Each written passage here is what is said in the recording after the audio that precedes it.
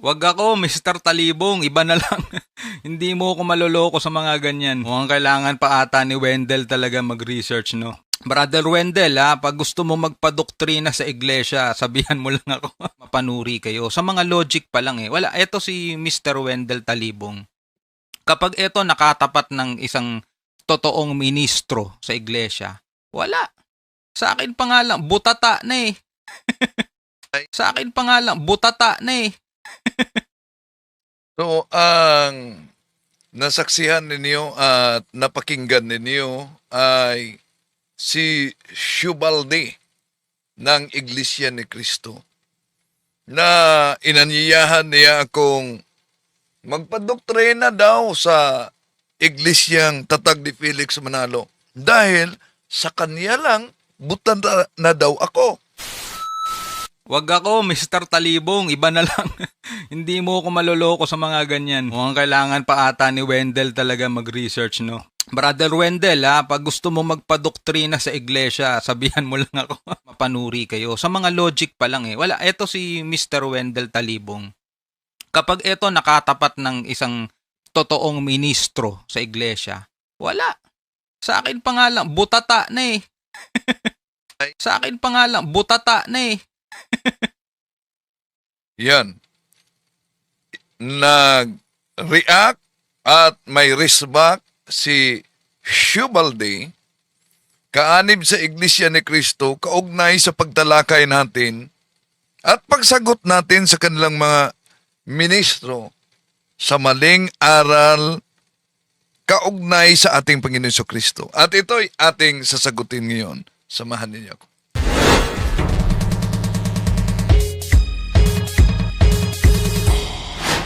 Kumusta? Welcome. Ito yung lingkod Brad Wendell Talibong. Happy Fiesta sa Immaculada Concepcion, of course, sa Katedral ng Usamis, Immaculada Concepcion. Happy Fiesta sa lahat mga kapatid natin na nagdiwang sa kapistahan ngayon.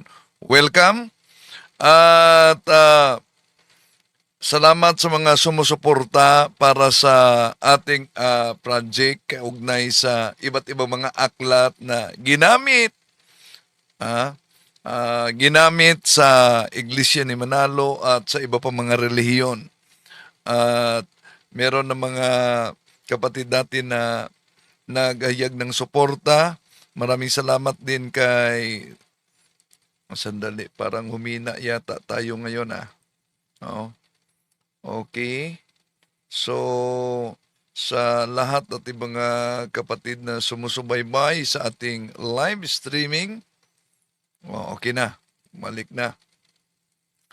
Sa pagkakataong ito mga kapatid, ating sasagutin itong pahayag ni Shubaldi. Kilala siguro ninyo dahil isa itong YouTuber din.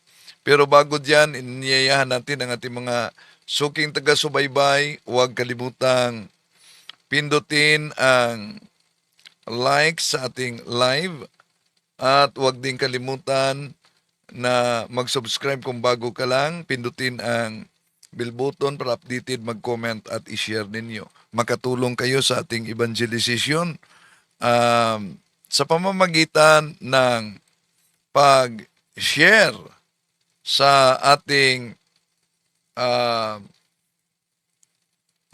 talakayan, no? Kaugnay sa pagsagot natin ngayon sa Iglesia ni Cristo, lalo na itong grupo nila ni Felix Manalo. Kung makita ninyo mga kapatid, no? So, si Shubaldi nag-react, may reaction siya, at napakahina daw ang logic ko. Tingnan natin ngayon sino ang nahinang logic, Wag ako, Mr. Talibong, iba na lang. Hindi mo ako maloloko sa mga ganyan. Mukhang kailangan pa ata ni Wendell talaga mag-research, no? Brother Wendell, pag gusto mo magpadoktrina sa iglesia, sabihan mo lang ako. Mapanuri kayo. Sa mga logic pa lang Wala, eto si Mr. Wendell Talibong. Kapag eto nakatapat ng isang totoong ministro sa iglesia, wala. Sa akin pa nga lang, butata na eh. Sa akin pa nga lang, butata na eh. Kung makatapat umano ako sa totoong ministro, bakit? Meron bang hindi totoong ministro para sa inyo? Dahil sa kanya palang butata, sa anong paraan na butata ako sa kanya? Tingnan natin ang luhika at pakinggan natin si Shubaldi na isang INC. Pero una, magpasalamat ako sa mga kapatid natin na nagiging kasangkapan sa mga iba't ibang mga aklat Katoliko, no? Di ko pa nakuha ang mga pangalan, pero may nauna ng nagayag ng suporta para sa mga aklat na ginagamit ng iba't ibang sikta. Sila si Dr. Eric Padilla, Attorney James Biron, no? Magandang pagpanood dyan sa Canada sa kapatid ni Father Bean. Uy, happy anniversary, sacerdotal anniversary ni Father Bean Arsenio, no? Sa Diocese of Cubao. Hello Father, happy sacerdotal anniversary. Maraming salamat din sa kanyang kapatid si Sis Nida na sa Canada. Sis Rosa Leopoldo Reyes diyan sa US. Sa lahat nating mga kapatid na sumusubaybay sa ating live streaming, welcome po. At sa pagkakataong ito, di na natin pa tagalin pa, pakinggan natin. Mahaba ang video pero sa maabot lang natin sa ating pagsagot mga kapatid. Nitong mga nakaraan mga kapatid na nag-a-upload tayo ng reaction video natin about sa Bible, di ba? Nagkakaroon ng Ito ay si Shubaldi ng INC, no? Kanina lang kahapon may kadibit akong INC. Sino to? Si Flores. Okay. So, tuloy natin. Si Shubaldi ito na nagsagawa ng reaction video kaugnay sa pagpapahayag ng mga ministro ni Felix Manalo para patunayan na si Kristo'y tao, hindi Diyos, at hindi kapantay ng Diyos Ama. Pag-uusap sa comment section particular na. So, bakit daw ang Iglesia ni Cristo naniniwala na ang Panginoong Jesus ay tao sa kalagayan at bakit daw dinidemote namin ang Panginoong Jesus? So kung gamitin natin ang lohika, di ba? Si Felix Manalo anghel. Ang ating Panginoon Jesucristo ay tao. Sino ang mataas? Anghel, tao. Okay, tuloy natin. Kristo sa pagiging tao lang. Well, mga kapatid, no, ulitin natin, hindi tao lang. Iba kasi Hindi tao lang umano ang ating Panginoong Hesus para sa kanila. Well, lumalabas yung issue, tao lang dahil din nila matanggap na ang ating Panginoon Jesucristo hypostatic union, both human and divine. Tunay na Diyos at tunay na tao. Para sa kanila, hindi Diyos. Tao. Pero, di daw tao lang. Sige, pakinggan natin ang lohika ni Shubaldi na isang INC. yung tao lang, nakatulad natin, mga tao lang. Siya bukod sa siya ay ginawang Panginoon, mga kapatid. Siya ay tagapagligtas. So, yung ginawang Panginoon. Tingnan natin ang lohika nila. Dahil po ba may nakasulat na ginawang Panginoon, sa Tagalog, ibig sabihin hindi siya Diyos. Ano po ba ibig sabihin nung ginawang Panginoon? Umaya, darating tayo dyan mga kapatid. Di ba? Panganay siya sa lahat, mga kapatid. At siya ay iuupo ng Panginoong Diyos sa kanyang kanan, mga tol. Magiging ginawa siyang Panginoon. Hindi basta-basta tao lang, no? Ginawa siyang Panginoon. Ngayon, So bastang tao lang dahil ginawa siyang Panginoon. Isa sa kanilang batayan, at ito tinatalakay na, bakit daw na ang ating Panginoong Hesukristo ay hindi Diyos, kundi dahil ginawa siyang Panginoon. Una, yung literal na pagbasa ng mga ministro gamit ang Juan Kapitulo 8:40, abot tayo mamaya, dahil nakasulat yan aking sinasabi sa inyo, ang katotohanan na aking narinig sa Diyos. Ako'y isang taong nagsasabi sa inyo ng katotohanan. So iba yung napakinggan, iba yung nakarinig, at yung nakarinig, tao. Sino? Ang ating Panginoon Hesukristo. Therefore, sa konklusyon nila, hindi siya Diyos. Ang talatang ginagamit nila sa Juan Kapitulo 8:40, mga kapatid, hindi ito pagtanggi na si Kristo ay hindi Diyos. Na siya ay Diyos. Hindi ito pagtanggi na siya ay Diyos. Kundi ito'y pagpatunay, Juan Kapitulo 8, versikulo 40, ito'y pagpatunay na siya'y nagkatawang tao. Kaya nga, kung tignan natin ang banal na kasulatan, binabaluktot lang ng mga ministro ni Felix Manalo, yun naman ang natutunan nila ni Manalo. Halimbawa, tinawag siya ni Santo Tomas na Diyos. Asan? Di ba sa Juan Kapitulo 20, versikulo 28, ano ang mabasa natin diyan? Sa Juan Kapitulo 20, 28. Ito mabasa natin. Sumagot si Tomas, Panginoon ko at Diyos ko. Ito Luis 29. Sinabi sa kanya ni Jesus, naniniwala ka na ba dahil nakita mo ako? Pinagpala silang hindi nakakita, gayon may naniniwala. So napansin niyo, ang palusot sa mga ministro dito, nauna na nating tinatalakay, nagulat si Tomas. Pero ina-affirm ni Jesus sa 29. Ang sabi ni Jesus, sinabi sa kanya ni Jesus, naniniwala ka ba dahil nakita mo ako?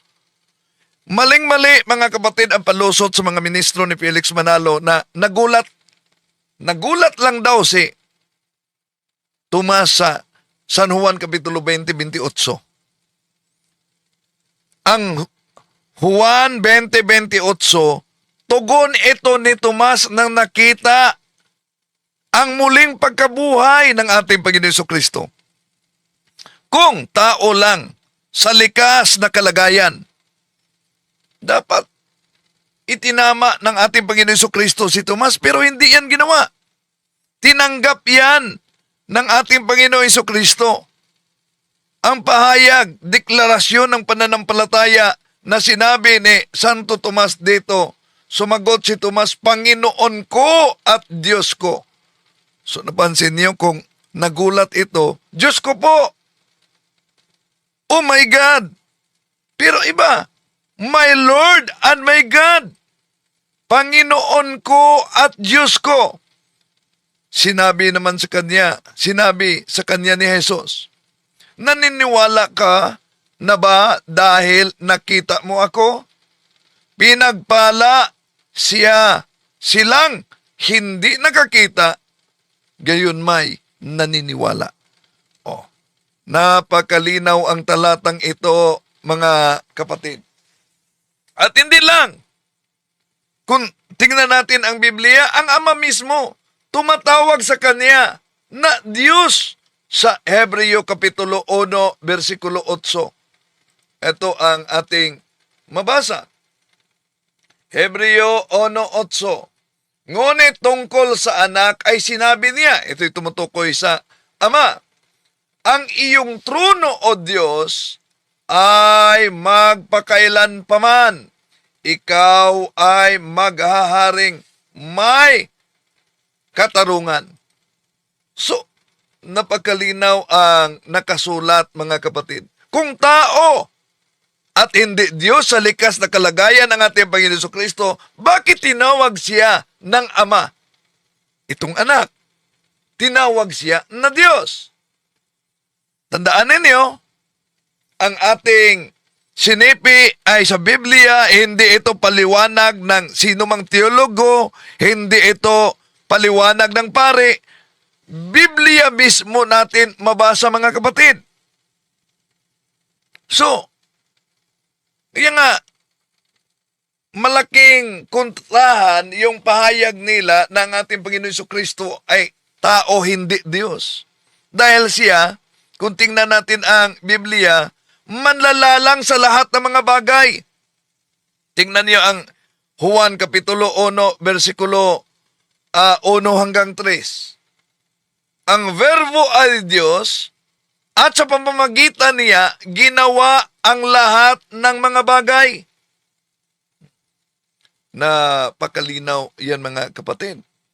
So, ngayon, pwede ba ang tao sa likas na kalagayan, hindi Diyos, pero lumilikha ng lahat?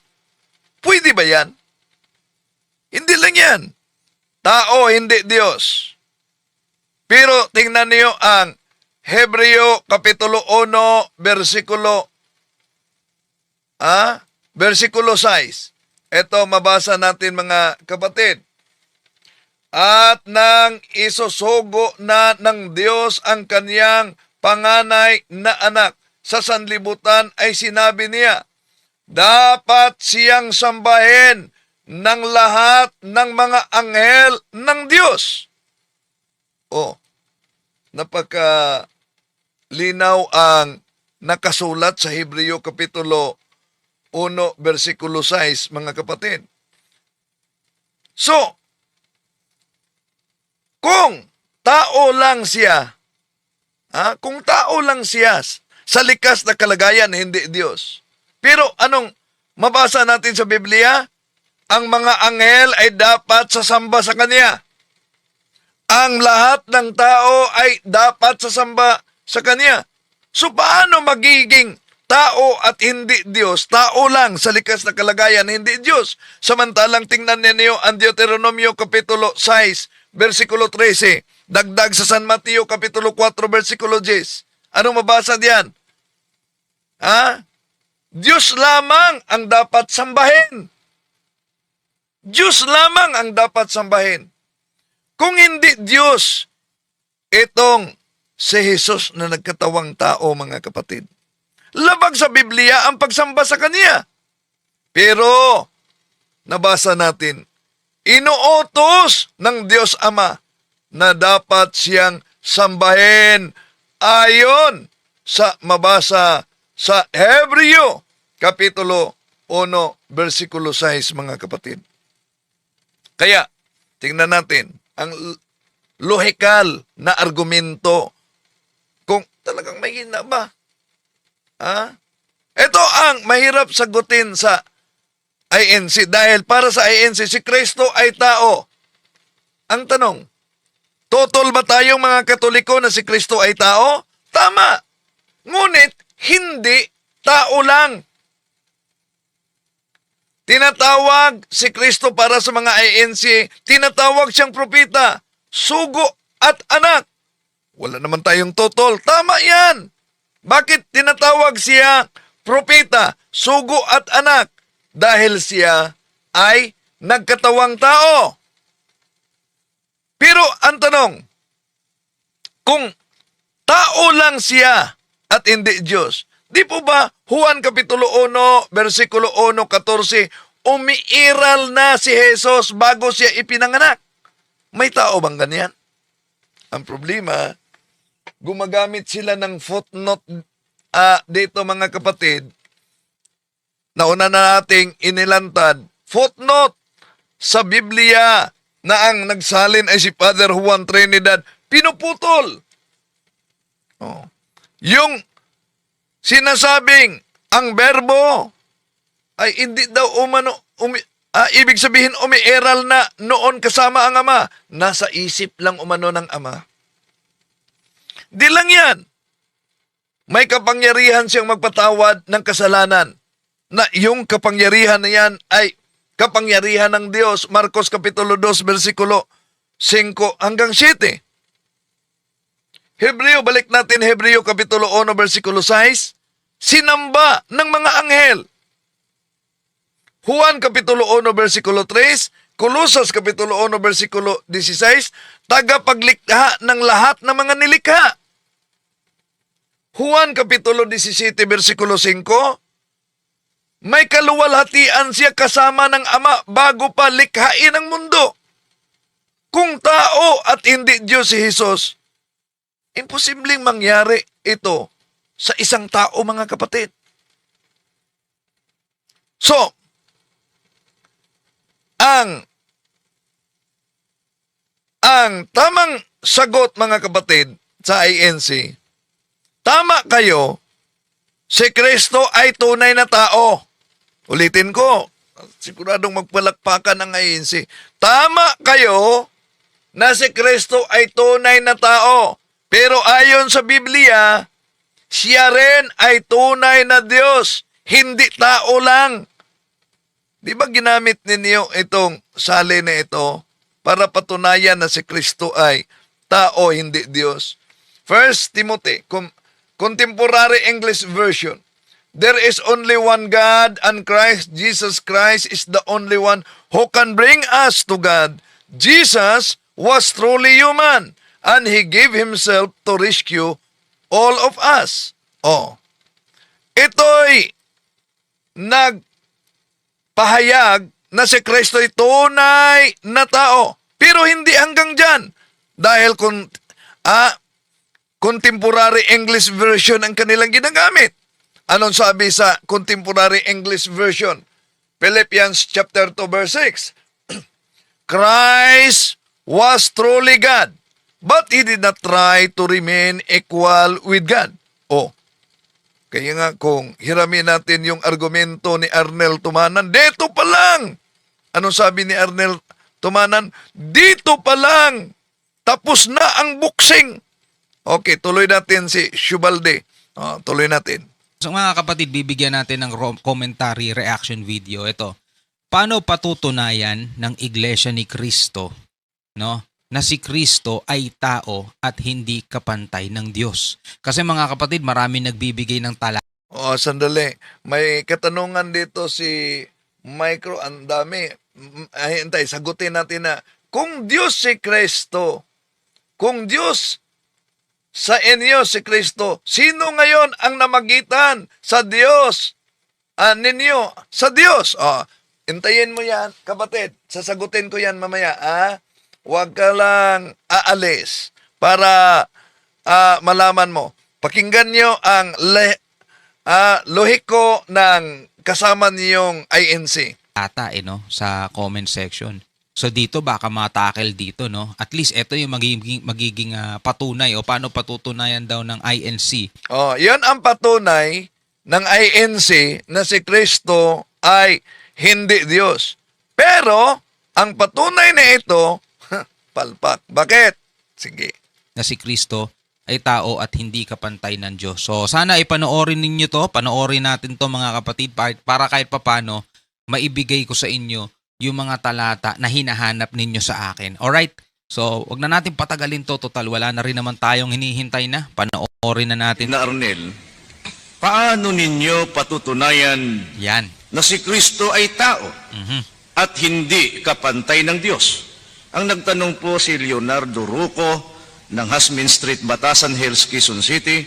Itong katanungang ito, kapatid na Arnel, na paano natin patutunayan na si Kristo ay tao at hindi kapantay ng Diyos. Ang pagkilala po ng Iglesia ni Kristo, mga mahal po naming mga panauhin, ay batay po sa itinuturo ng Biblia kung ano ang tunay na kalagayan ng ating Panginoong Hesukristo. At ang ating Panginoong Hesukristo ayon po sa itinuturo ng Biblia, siya po ay anak ng Diyos. Mababasa po natin yan sa Mateo 3:17. Si Kristo po ay ginawang Panginoon. Ito ang dalawang talata. Sasagutin natin ito. Ang gumawa sa Kanya, ang Diyos. Yan ang mga kapatid. Bago si bago si Shubaldi na nagpaliwanag dito na isang kaanib. Di ba bawal sa mga kaanib ng INC na magpaliwanag, dapat ministro lang? Di ba? O sige. Ginamit ng ministro para patunayan ng ating Panginoon Jesucristo ay tao, hindi Diyos, yung San Mateo Kapitulo 13, versikulo 17. Si Kristo ay anak ng Diyos. Dahil mabasa kasi diyan sa Mateo Kapitulo 13, versikulo 17. Ito ang minamahal kong anak na lubos kong kinalulugdan. Now, ang tanong, dahil po ba mabasa na siya ay anak ng Diyos, mga kapatid, si Kristo ba ay hindi Diyos anak? Yun ba ang ibig sabihin? Wala bang mabasa sa Biblia na si Kristo ay Diyos anak? Ito ang ating ipakita, mga kapatid, dahil ang ating mga kapatid ay namimili lang ng talata sa Biblia. No? Tulad, at sila na nagpaliwanag, mali naman ang paliwanag, tulad sa paliwanag ni Shubaldi. Siya ay anak ng Diyos, hindi Diyos anak. Oh, siya ay anak ng Diyos, hindi Diyos anak. So siguro, nabasa ni Shubaldi ang kanilang Pasugo Magazine na si Kristo'y anak ng Diyos, pero walang mabasa sa Biblia na siya ay tinawag na Diyos anak. Oh. Tanong, nakita niyo itong Biblia na hinawakan ng ministro ninyo? Palakihin natin, ang salita ng buhay.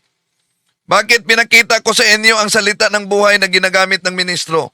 Dahil sinabi ninyo na sa Biblia walang mabasa na siya ay anak at Diyos anak, kundi anak ng Diyos. Pero sa Biblia na ginamit ng mga ministro ninyo, imposible naman kung hindi ninyo ito na-research. Ito, Juan Kapitulo 1, versikulo 18, ang salita ng buhay. Wala pang nakakita sa Diyos Ama kahit kailan. Subalit, ipinakilala siya sa atin ng Diyos Anak. Ngayon, si Shubaldi na nagsabing, napakahina daw ang logic ko, ang lohika ko. Batay sa talata na mabasa natin dito, sino ngayon ang, kung hiramin natin ang argumento ni Arnel Tumanan, anong sabi ni Arnel Tumanan? Dito pa lang, kung sa boxing, tapos na.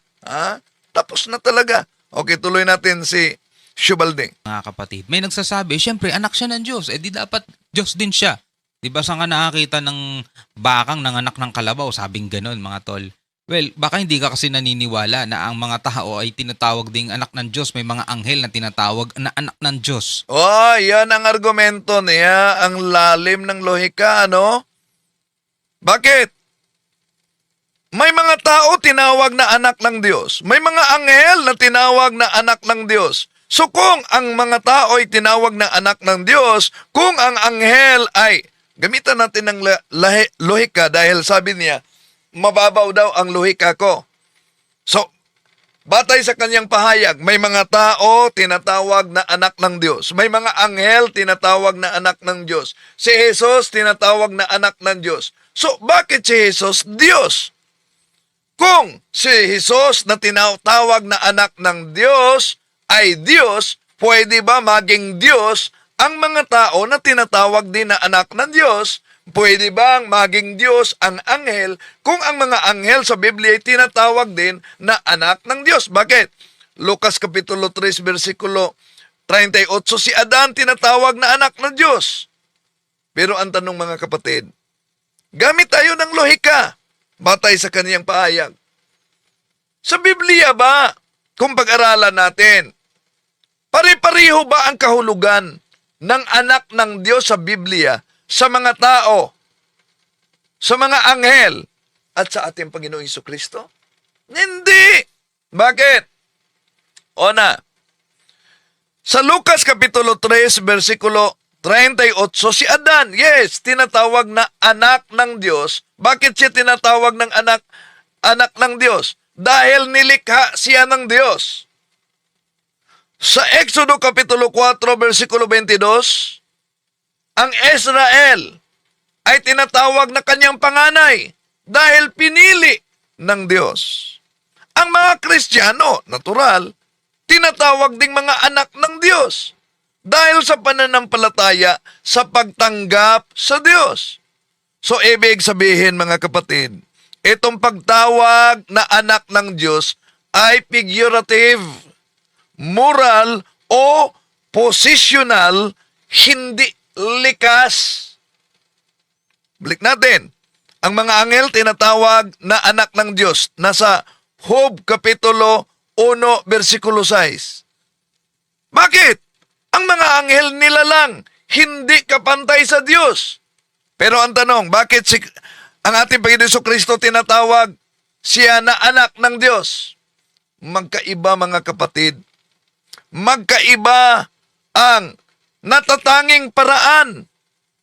Ang titulo ng ating Panginoon Jesucristo ay hindi lang ito titulo, mga kapatid, kundi ang pagpahiwatig ng pagkapantay niya sa Diyos Ama.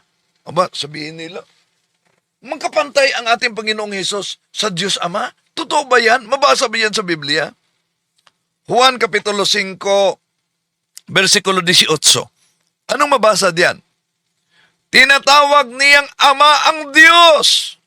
At dahil dito, ipinapantay niya ang sarili niya sa Diyos. Bakit ganon? Because the Diyos, during that time, understood Son of God claimed to be equal with God. Hindi nila iyon inaakala, mga kapatid, na bilang nila lang, kundi kapantay ng Diyos. Nasa Juan 5:18 yan. Ngayon, ang anak ayon sa kalikasan, mga kapatid, hindi ayon sa posisyon. Bakit?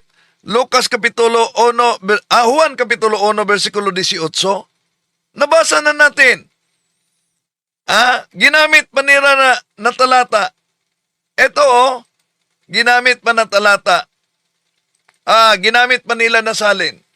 Juan 1:18 ang salita ng buhay. Wala pang nakakita sa Diyos Ama kahit kailan. Subalit, ipinakilala siya sa atin ng Diyos Anak. Napakalinaw sa nakasulat, mga kapatid. Ipinakilala siya sa atin ng Diyos Anak, ang bugtong anak na nasa sinapupunan ng Ama. Bugtong monogenes. Iisa sa ori. Monogenes, unique. Gagamit sila ng, para malusutan nila, alam nyo, gagamit sila ng Grego na Bible na nakasulat sa Grego, monogenes hoyos. Tingnan niyo, sa ibang salin, monogenes hoyos. Kaya ito ang tama. Bakit? Kung monogenes hoyos, bugtong anak ng Diyos, ibig ba sabihin hindi siya Diyos? Wala bang mabasa kayo na salin sa Grego? Ito sila, mga kapatid, para lang lituhin, gagamit ng Grego. Pero ang akala nila, pag may mabasang monogenes hoyos, wala nang mabasa na Grego na monogenes theos, na yun ang pinagbatayan sa ginamit nila na salin ang salita ng buhay sa Juan Kapitulo 1, versikulo 18.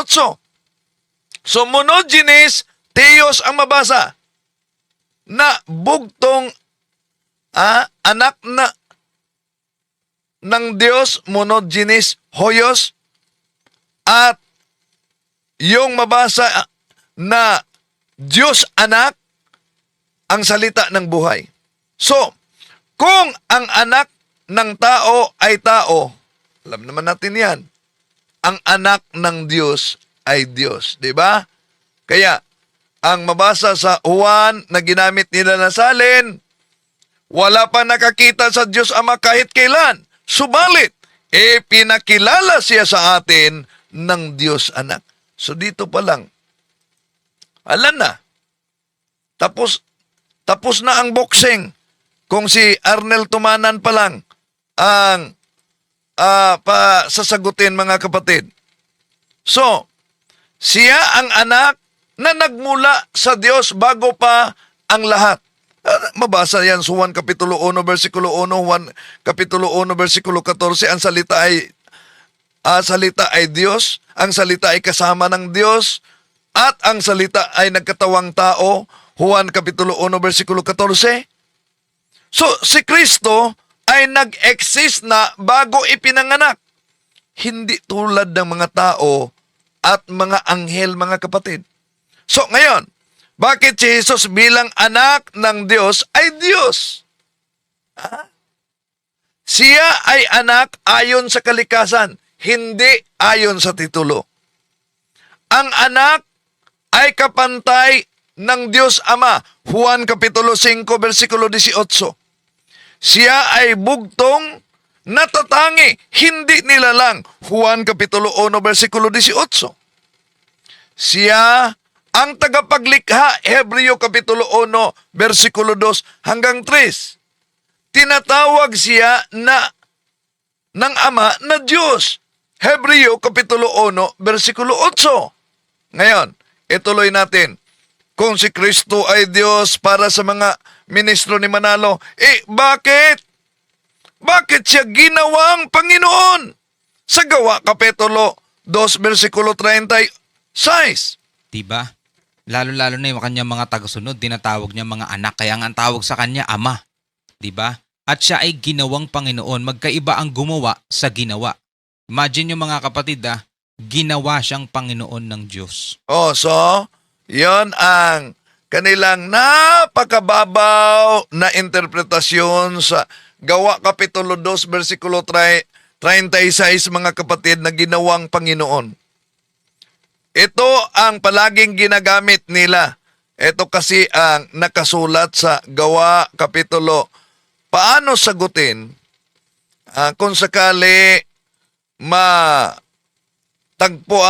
makatagpo kayo ng ganitong argumento na mabasa Gawa Kapitulo 2, versikulo 36, kaya't dapat malaman ng buong Israel na itong Jesus na ipinako ninyo sa cross ay siyang ginawa ng Diyos na Panginoon at Kristo. Kaya ang argumento nila, Diba? So, tuloy na natin to. Paano? balik natin ha. So, mga mahal po naming mga panauhin, ay batay po sa itinuturo ng Biblia kung ano ang tunay na kalagayan ng ating Panginoong Hesukristo. At ang ating Panginoong Hesukristo ayon po sa itinuturo ng Biblia, siya po ay anak ng Diyos. Mababasa po natin yan sa Mateo 3:17. Si Kristo po ay ginawang Panginoon.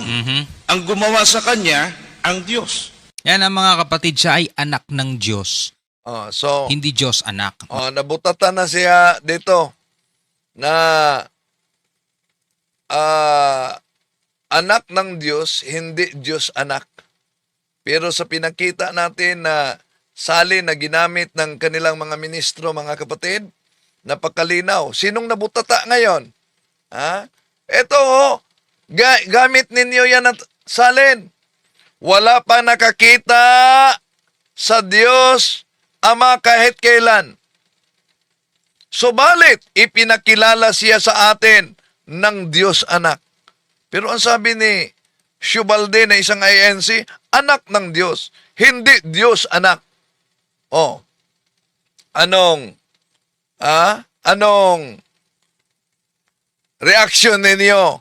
Diba? Bawat doktrina may katumbas na salin ng Biblia. Yun, ginamit pa ninyo yan na salin. Mga kapatid, may nagsasabi, syempre anak siya ng Diyos. Sinagot na natin ito, mga kapatid. Hindi ka kasi naniniwala na ang mga tao ay tinatawag ding anak ng Diyos. May mga anghel na tinatawag na anak ng Diyos. Diba? Lalo-lalo na yung kanyang mga tagasunod, tinatawag niya mga anak, kaya nga ang tawag sa kanya ama. 'Di ba? At siya ay ginawang Panginoon, magkaiba ang gumawa sa ginawa. Ayan, dito na, no? Magkaiba ang gumawa kaysa ginawa. So, dahil magkaiba ang gumawa kaysa ginawa, tanong, bakit Diyos si Jesus? Gamit din tayo ng lahika dahil si Shubaldi naman ang nagsabi, no, na mas malalim ang kanyang lohika kumpara sa akin daw. Dahil ba mabasa ang Gawa Kapitulo 2:36 na ginawa siyang Panginoon, ibig ba sabihin nang ginawa dati siya ay hindi Diyos? Dahil lang mabasa sa Gawa Kapitulo 2:36 na ginawa siyang Panginoon, ano yan sa original Greek Bible? Sa original Greek Bible, yung ginawa ay epoisin. Epoisin. Ano po yung epoisin? Hindi nangangahulugang dating hindi Panginoon o dating hindi Diyos. Sa Biblia, mga kapatid, madalas ginagamit ang salitang ginawa para tukuyin ang pagbibigay ng tungkulin, pagbibigay ng karangalan o pagbibigay ng posisyon, hindi paglikha sa pagkatao. Halimbawa, para maunawaan ninyo. Halimbawa ito. Sa Henesis Kapitulo 41. Henesis 41 ha. Si Jose, ginawa na tagapamahala sa Ehipto. Ang tanong, dahil po ba sa Henesis 41 mabasa si Jose ay ginawa na tagapamahala sa Ehipto? Ibig ba sabihin si Jose nagsimula ang kanyang pagkatao noong ginawa siyang tagapamahala sa Ehipto? No. Tao na si Jose bago siya binigyan ng posisyon. Ito din, sa ikalawang Samuel, Kapitulo 5, versikulo 3. Ano mabasa diyan? Si Propeta David, ginawang hari. Ibig ba sabihin, dahil ginawa siyang hari sa ikalawang Samuel, Kapitulo 5, versikulo 3. Nagsimula ang kanyang pagkatao ni Propeta David noong ginawa siyang hari? Hindi. Tao na si Propeta David bago pa siya ginawang hari. Kaya, yung binasa nila sa Gawa Kapitulo 2, versikulo 36, hindi sinabing ginawa siyang umieral, kundi ginawa siyang Panginoon sa katayuang ipinatanyag at ipahayag sa sanlibutan ang kanyang Panginoon. Mga kapatid, so, ang talata na ginagamit nila, yung Panginoon, dito ay title of authority. Ulitin ko ang Panginoon, title of authority, hindi creator versus creature. Sa Biblia, ang titulong Panginoon, Kyrios sa Grego, ginagamit yan sa dalawang antas. Yung Kyrios bilang titulo ng kapangyarihan. Ito ang ibinigay kay Jesus. Authority over heaven and earth na binanggit niya sa San Mateo Kapitulo 28, versikulo 18. Diba? All authority over heaven and earth. Kung letra por letra pagbasa, ang lahat ng mga kapangyarihan mula sa langit at sa lupa ibinigay. O letra por letra ang unawa ay wala ng kapangyarihan ang Ama. Kung ganun ba? Authority over heaven and earth. So, Kyrios bilang pangalang Diyos ng lumang tipan, mabasa yan. Yung tetragrammaton. YHWH, Yodhe Wawhe, na madalas ding ginagamit sa bagong tipan ang salita na iyon na pantukoy sa ating Panginoon Hesus. Halimbawa, Roma Kapitulo 10, versikulo 6, versikulo 9. Si Jesus ay Panginoon. San Juan Kapitulo 20, 28, Panginoon ko at Diyos ko. So, sa Kolosas 1:16, sa Kanya, lumalalang ang lahat. Ibig ba sabihin, ang anak ay Diyos sa kalikasan, mga kapatid, Diyos sa kalikasan, at siya ay ginawang tagapamahalang Panginoon sa misyon ng kaligtasan. Ulitin ko ang anak, Diyos sa kalikasan. At siya rin ay tinatawag na pangkalahatang Panginoon sa misyon ng kaligtasan. So, kung Diyos si Jesus, bakit ginawa siyang Panginoon? At Kristo ayon sa Gawa, Kapitulo 3, versikulo 36. Sa unang tingin, mga kapatid, parang lumalabas na hindi pa Panginoon si Jesus, kundi ginawa pa lang siya. Pero kapag susuriin natin ang buong nakasulat sa Biblia, napakalinaw na ang ginawa sa itong Gawa Kapitulo 2, versikulo 36 ay tumutukoy sa pagpahayag, tumutukoy sa pagpakilala, hindi paglikha ng bagong kalagayan. Kaya sa original Griego, ulitin ko, epoiesin, na ibig sabihin to appoint, to declare, to constitute. Yun ang ibig sabihin.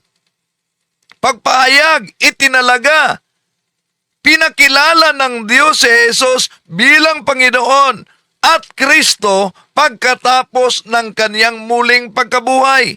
Hindi ibig sabihin, mga kapatid, na naging Panginoon siya noong araw na iyon, kundi inilantad sa sanlibutan ang kaniyang tunay na pagkakilanlan. Siya ay Panginoon bago pa sa Gawa Kapitulo 2, versikulo 36. Di po ba, kahit nga si Santa Elizabeth, nung bumisita ang mahal na Birhen Maria sa kanya, tinawag na Panginoon. Ano sabi? Lucas Kapitulo 2, versikulo 11. Mabasa din diyan. Sinilang sa inyo ang isang tagapagligtas na siya ay Kristo at Panginoon. Anong sabi ng ating Panginoong Hesus? Marcos Kapitulo 2, 28, ang anak ng tao ay Panginoon sa araw ng pahinga. So napakalinaw, mga kapatid. Kaya Juan Kapitulo 8:58, anong sabi ng ating Panginoong Hesus? Bago si Abraham ay ako na. Ano daw? Bago si Abraham ay ako na. Ito'y tumutukoy sa ngalan ng Ego Eme, I am, na mabasa sa Exodo Kapitulo 3, versikulo 14. Kaya malinaw, mga kapatid, hindi siya ginawa na Panginoon, dati na siyang Panginoon.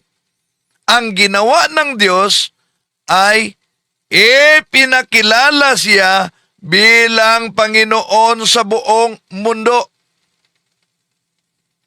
Yun ang problema sa litra por litra nila na pagbasa, mga kapatid. Bakit kailangan pang gawin siyang Panginoon kung siya ay Diyos?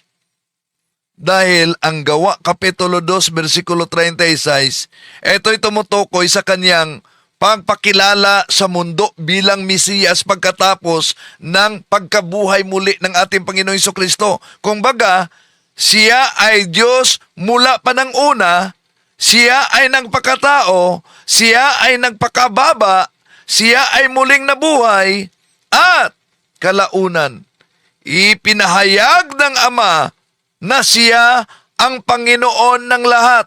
Hindi ito paglikha, kundi pag-angat, pagpapatunay at pagtatalaga ng kaniyang misyanikong misyon o tungkulin sa pagligtas ng sangkatauhan. Ngayon, meron pa silang talatang ginagamit. Ano yan? Imagine yung mga kapatid, ginawa siyang Panginoon ng Diyos. Diba? So tuloy na natin to at paano na natin, panoorin na natin ng buo. Ay ginawang Panginoon. Ang gumawa sa Kanya, ang Diyos. Mababasa po natin yan sa Gawa 2:36. Si Kristo po, ginawang tagapagligtas. So yan. Ngayon, ang tanong naman dito, batay sa Gawa Kapitulo 5:31, ginawa siyang tagapagligtas. At ayon sa ministro, sinong nagawa sa kaniyang tagapagligtas? Diyos po ang gumawa sa Kanya, na siya, si Kristo, ay ginawang tagapagligtas. Gawa 5:31. Ayan. Gawa 5:31, ginawa siyang tagapagligtas. So, ginawa ang anak bilang tagapagligtas, hindi dahil hindi siya Diyos. Gamit naman tayo ng loheko. Diba? Sabi ni Shubalde, mahina ang loheko ko. Dahil po ba ginawa siya na tagapagligtas? Ibig ba sabihin, siya ay hindi Diyos? Mabasa ba sa ginamit nila na talata na Gawa Kapitulo 5:31?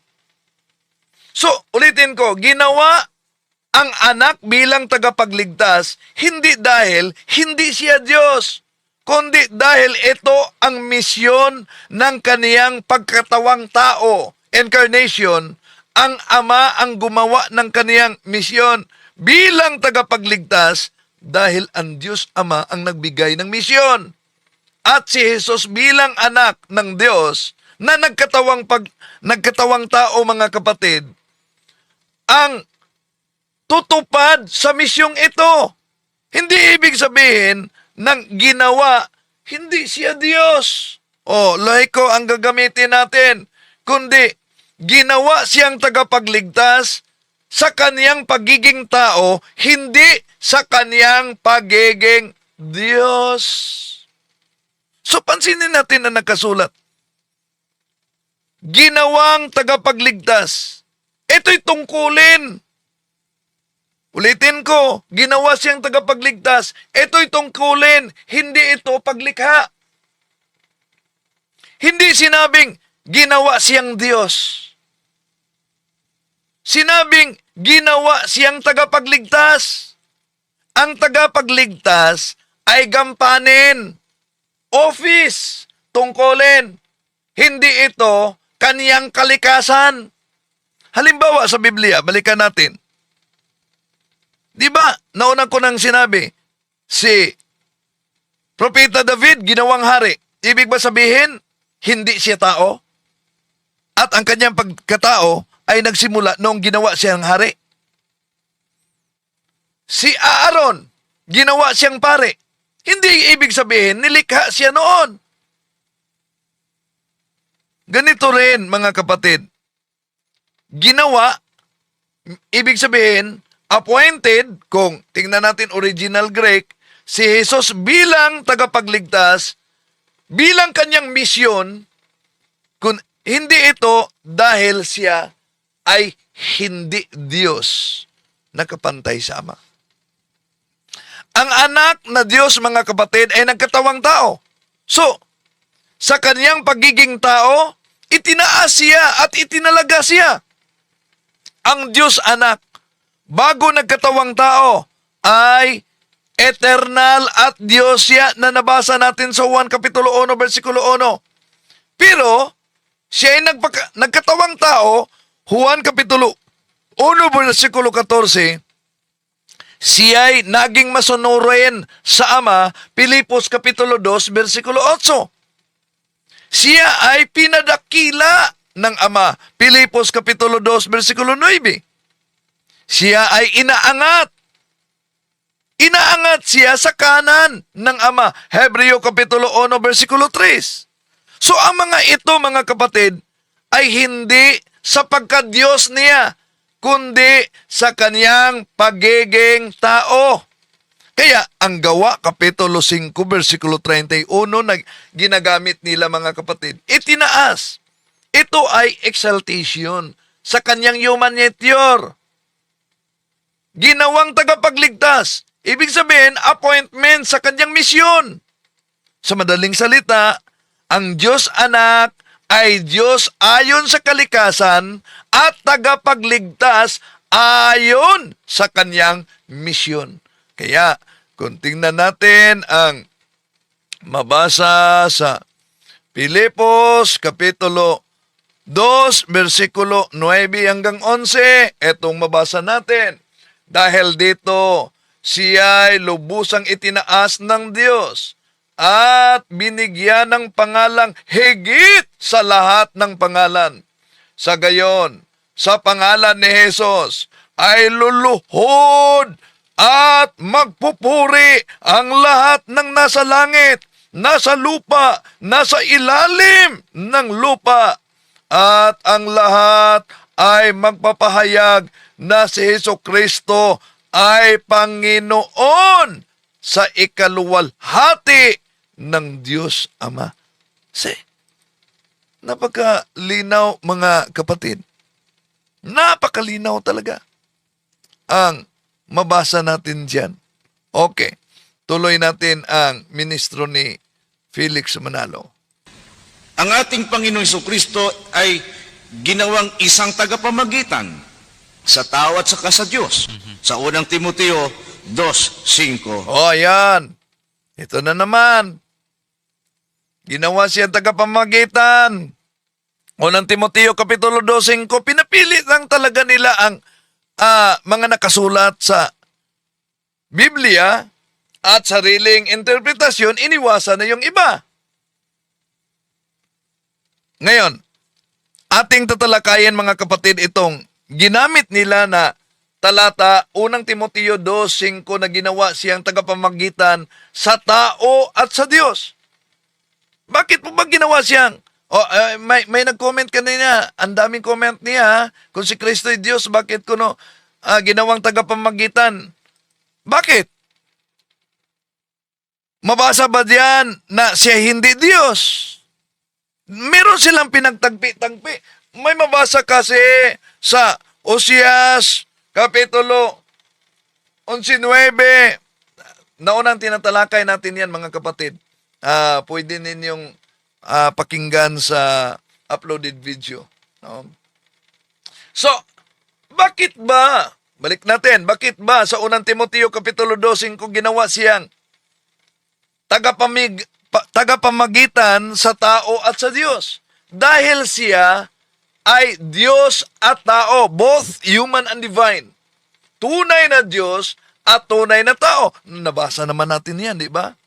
At ang pagiging tagapamagitan ay tungkulin ng kaniyang pagiging tao.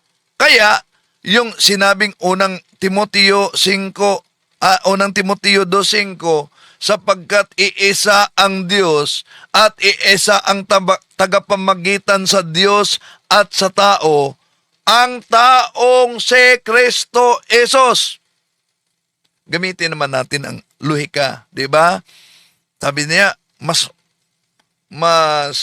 malalim ang kanilang luhika ikumpara sa akin. So, yung sinabi, dahil ginamit nila ang unang Timoteo Kapitulo 2, versikulo 5, ginamit nila yan, na sapagkat may iisang Diyos at iisang tagapamagitan sa Diyos at sa tao, ang taong si Kristo. Tingnan natin ang talata. Sinabi ba ni San Pablo na si Jesus ay tao lang? Batay sa ginagamit nila na talata. Unang Timoteo Kapitulo 2, versikulo 5, hindi sinabi ni San Pablo na si Jesus ay tao lang. kundi sa kaniyang pagiging tagapamagitan ay dahil nagkatawang tao ang ating Panginoon Jesucristo. Bakit napakahalaga ito, mga kapatid? Ang tagapamagitan ay kailangang kumakatawan talaga siya sa dalawang panig. Sino ba sa inyo ang tumututol? Tutol ba kayo na ang tagapamagitan ay kailangang kumakatawan sa dalawang panig? Kaya dahil siya ay kumakatawan sa dalawang panig, Diyos siya. Kaya kaya niyang dalhin tayo balik sa Ama. Ulitin ko ang tagapamagitan ay kailangang kumakatawan sa dalawang panig. Kaya ang ating Panginoon Jesucristo ay Diyos para kaya niyang dalhin ang tao pabalik sa Ama. Siya ay tao, kaya maaari niyang katawanin ang buong sangkatauhan dahil siya'y nagkatawang tao. Kung Diyos lang siya at hindi naging tao, hindi maaaring magiging kinatawan ng tao ang ating Panginoon Jesucristo. Kung tao lang siya at hindi Diyos, wala siyang kapangyarihan na magligtas sa atin, mga kapatid. Kaya kinakailangan ng ating Panginoon Jesucristo na maging Diyos na nagkatawang tao upang magiging perpekto ang kaniyang tagapamagitan sa Diyos at sa tao. So, ulitin ko, kung Diyos lang siya at hindi tao, hindi maaaring maging kinatawan ng tao ang ating Panginoong Jesucristo. Kung tao lang siya at hindi Diyos, hindi maaaring may kapangyarihan siyang magligtas sa atin. Kaya, kailangan talaga na maging Diyos na nagkatawang tao, incarnation, para sa perpektong tagapamagitan, mga kapatid. Ang pagiging tagapamagitan ng ating Panginoong Hesus dahil sa kanyang gawa. Dahil, kung ang interpretasyon nila, dahil nabasa nila ang 1 Timoteo Kapitulo 2, versikulo 5 at gamitin natin Leka, ibig ba sabihin, dahil sa talatang ito, kulang na ang kanyang pagkadiyos? Hindi! Hindi sinabi ni San Pablo na si Jesus ay hindi Diyos. Ang punto niya ay, si Jesus lamang ang may karapatan na maging tagapamagitan dahil siya lamang ang namuhay na walang kasalanan. Siya lamang ang nag-alay ng sakdal na handog. Siya lamang ang bumaba mula sa langit at umakyat muli. Siya lamang ang may likas na pagkadiyos at likas na pagkatao. Ang pagiging tagapamagitan ay tungkulin at hindi paghina ng pagkadiyos ng ating Panginoong Hesus.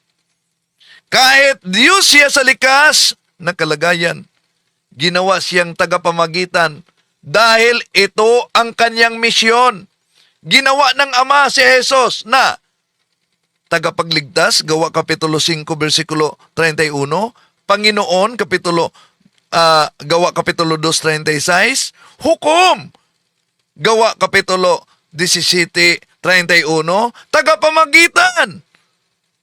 1 Timoteo Kapitulo 2, versikulo 5, hindi ito kontra sa pagkadiyos ng ating Panginoon. Ang ginawa ay tungkulin sa kanyang gawain, hindi sa kanyang kalikasan. Sa likas, Diyos anak siya. Nabasa na natin, mga kapatid. Diyos anak siya mula sa walang hanggan.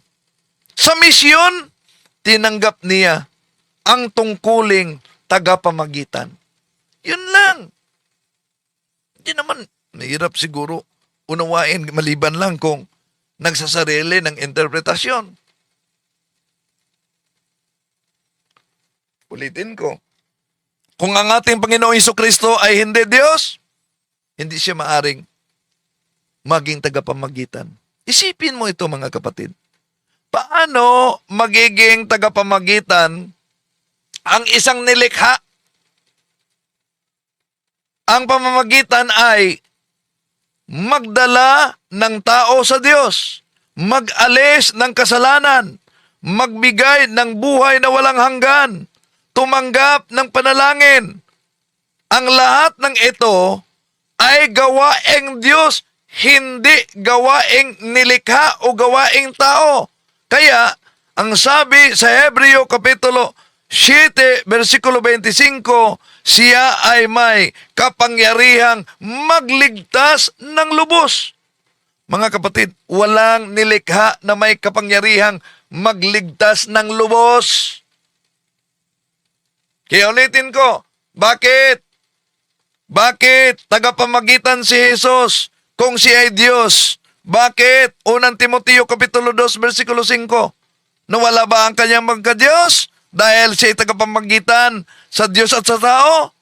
Dahil ang ating Panginoong Hesukristo, siya ay Diyos na nagkatawang tao. Juan Kapitulo 1, versikulo 1, Juan Kapitulo 1, versikulo 14.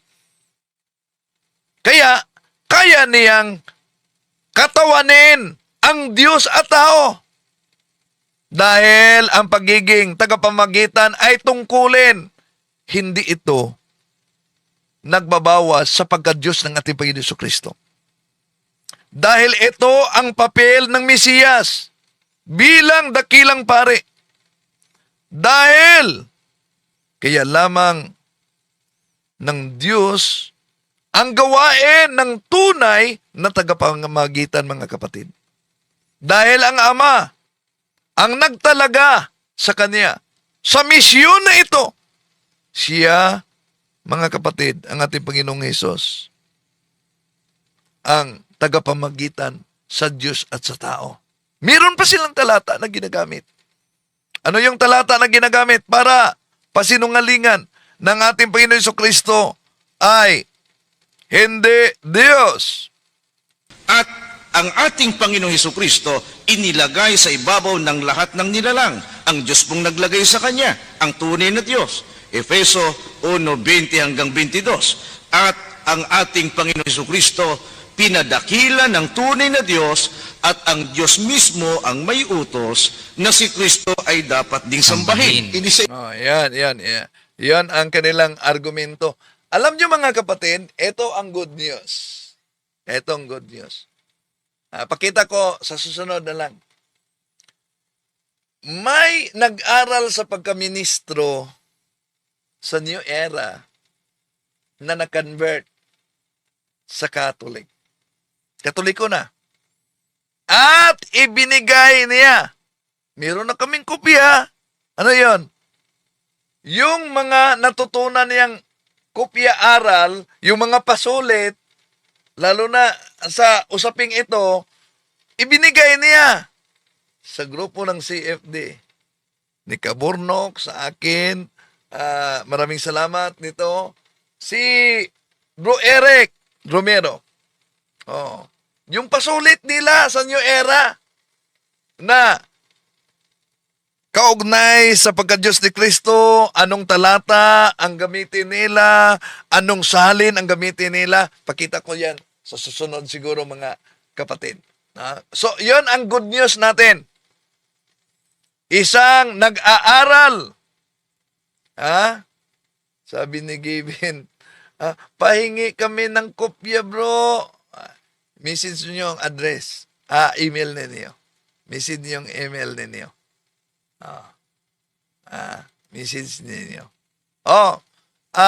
Although, word lang ito, pero sa iglesia talaga yan. Anong talata ginamit nila, anong version na asali ng Biblia ang gamitin nila. Galing ito sa converted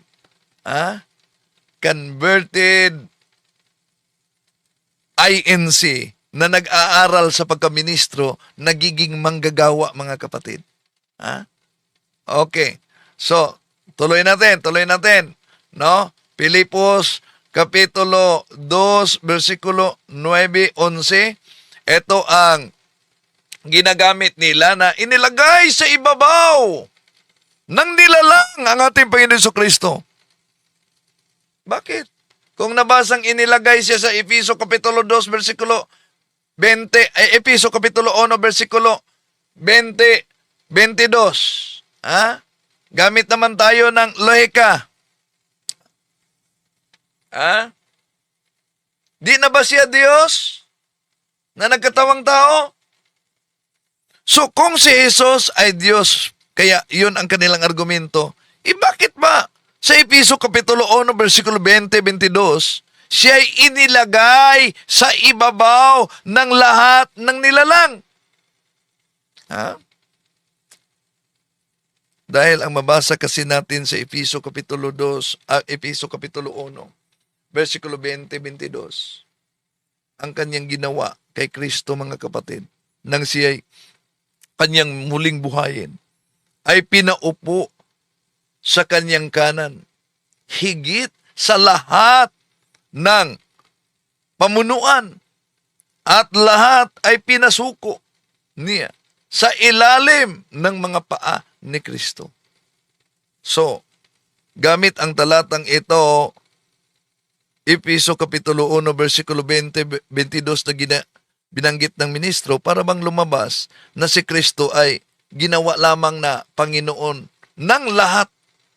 Kaya, ang tanong ng iba, kung Diyos siya, bakit inilagay pa? O nga ano? Kung Diyos siya, bakit inilagay pa?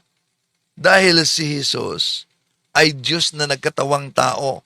Diba Filipos Kapitulo 2, versikulo 6 hanggang 8, napakalinaw yan. Si Kristo ay Diyos sa kalikasan, ngunit nagpakababa at naging tunay na tao. Tingnan niyo ang Filipos Kapitulo 2, versikulo 6 hanggang 8.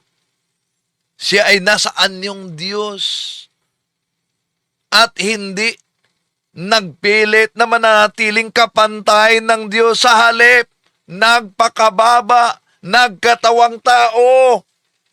So, bilang Diyos, si Jesus ay may likas na kapangyarihan. Bilang tao, siya ay tumanggap ng misyon mula sa Ama.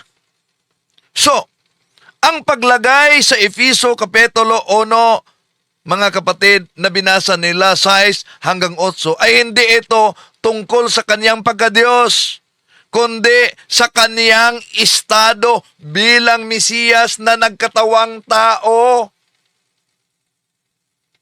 Ang pagtataas ng Ama kay Jesus ay para sa kaniyang human nature.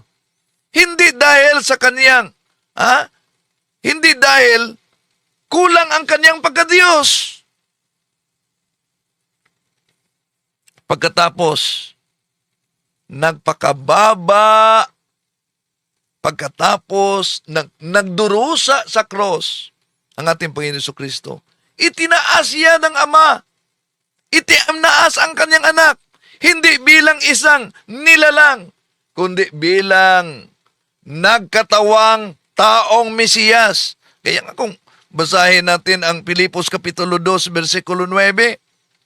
Dahil dito, siya naman ay lubos na itinaas ng Diyos at binigyan ng pangalang higit sa lahat ng pangalan. Bakit kailangan pang itinaas? Dahil bilang tao, dumaan siya sa pagpapakababa. Bilang Diyos, ay hindi siya kailanman, hindi siya kailangan man nagkulang. Hindi kailangang itaas siya, mga kapatid. Ang inilagay sa ibabaw ng lahat. Hindi yan nangangahulugan na hindi siya Diyos. Ang inilagay siya sa ibabaw ng lahat ay hindi paglikha ng bagong kapangyarihan, kundi pagpahayag ng kapangyarihan na taglay niya. Tandaan natin, di ba sabi ng ating Panginoon Jesucristo, bago pa siya maging tao, siya ang lumikha sa lahat. Kolosas Kapitulo 1, versikulo 16. Sa pamamagitan niya nilikha ang lahat. At dahil sa Kanya, ang lahat. Kung siya ay lumikha ng lahat, siya hindi bahagi sa mga nilalang, mga kapatid. Kaya ang Efeso Kapitulo 1, versikulo 20-22 na ginamit nila, hindi yan ibig sabihin hindi siya Diyos. Ginawa siyang mas mataas kaysa mga nilalang. Ha? Mga kapatid, hindi sinabing hindi siya Diyos. Ang Mesiyas na nagkatawang tao ay ibinalik sa kaluwalhatiang taglay niya bago pa ang sanlibutan. Di ba? Yun ang pahayag ng ating Panginoong Hesus sa Juan Kapitulo 17, versikulo 5. Ano sabi ng ating Panginoong Hesus? Ang mahilig nilang basahin dito, Juan Kapitulo 17, versikulo 1 hanggang 3. Pero ang 17:5.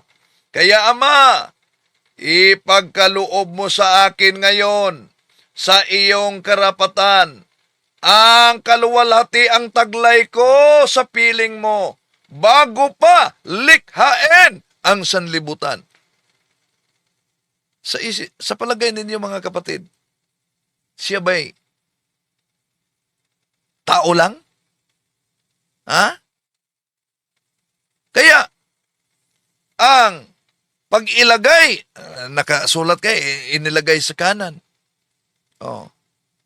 Yun bang paglagay sa kanan? Ano po ba ang kahulugan? Ang ibig sabihin, yun po ay karangalan.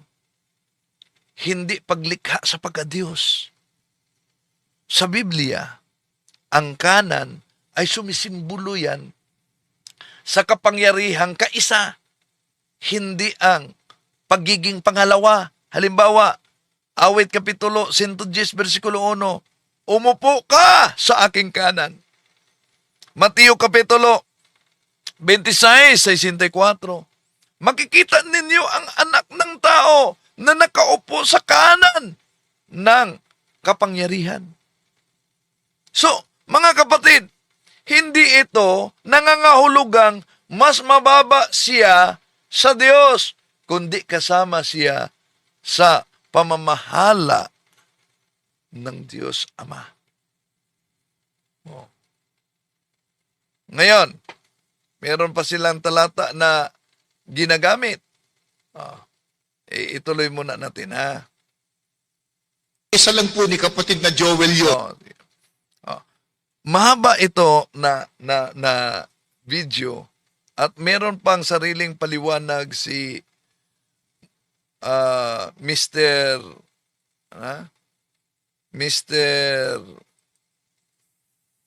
Arnel Tumanan. Sa susunod na lang natin ituloy, mga kapatid. Oh. Sa susunod na lang natin ito ituloy. At mahigit 1 oras na tayo ngayon.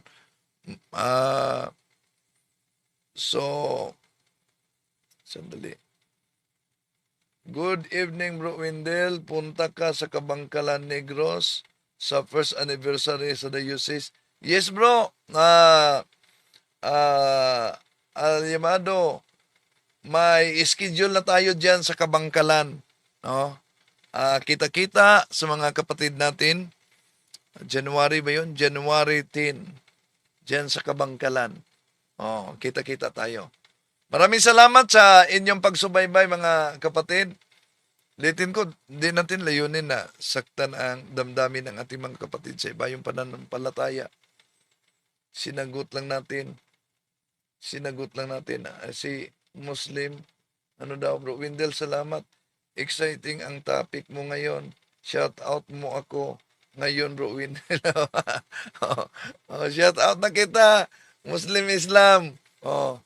So, yan mga kapatid, maraming salamat sa inyong pagsubaybay. At sinagot lang natin yung sabi pa ni Shubaldi, ano daw?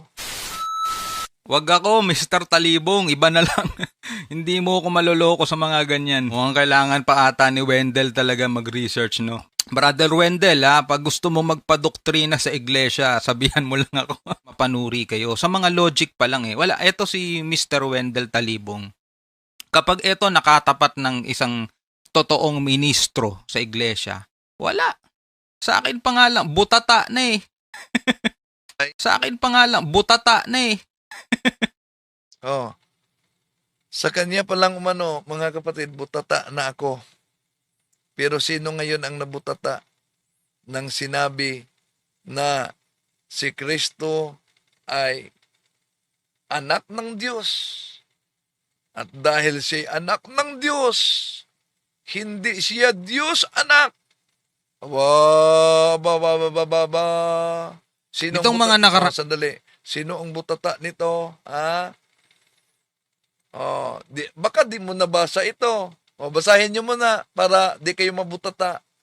Juan 1:18, salita ng buhay na ginagamit ng mga ministro ninyo. Wala pang nakakita sa Diyos. Ama kahit kailan. Subalit, ipinakilala siya sa atin ng Diyos anak. Mga kapatid, makatulong kayo sa evangelization natin. Share ninyo ito sa mga kasama natin na mga Katoliko. Kahit sa mga membro ng Iglesia ni Cristo. Para tulad nitong dating nag-aaral sa pagkaministro, naging manggagawa. Ngayon, Katoliko na. At yung mga ginagamit niya sa pag-aaral, kahit na yung mga pasulit nila, ibinigay nila sa amin. Napakaganda. Pakita ko sa inyo yan, mga kapatid. Subukan natin ngayon kung mapakita ba natin. Sandali. Mapakita natin ngayon. Okay. Sandali. Subukan kong mapakita sa inyo. Ito pala ang pasulit ng mga mag-aral sa pagkaministro. Imagine, may pasulit sila. Sandali. Hanapin ko.